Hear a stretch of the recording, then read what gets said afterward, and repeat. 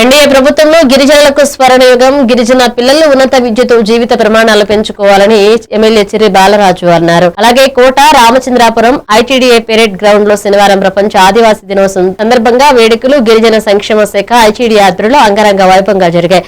ఉదయం నుంచి గిరిజన ప్రాంతాల నుండి మహిళలు, యువకులు, పిల్లలు సాంప్రదాయ దుస్తుల్లో తమ ప్రత్యేక సాంస్కృతిక ఆచారాలతో తరలివచ్చి పండగ వాతావరణాన్ని సృష్టించారు. ఆదివాసీ పూజలతో ప్రారంభమైంది.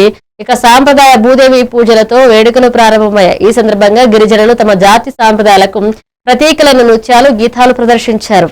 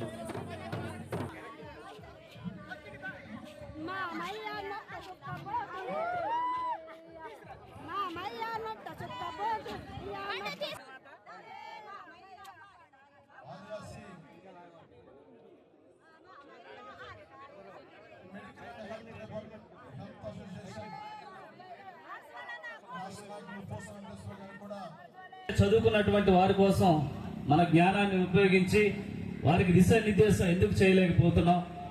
ఇవన్నీ కూడా ఈరోజు గిరిజన జాతిని అంతరించేటువంటి ఆలోచనలు. ఇవన్నీ కూడా ఒక్కరు కూడా ఎందుకు ఈ విధంగా ఆలోచించట్లేదు అనేది ఈరోజు మీ అందరూ కూడా అర్థం చేసుకోండి. ఎంత పెద్ద సభ పెట్టాం.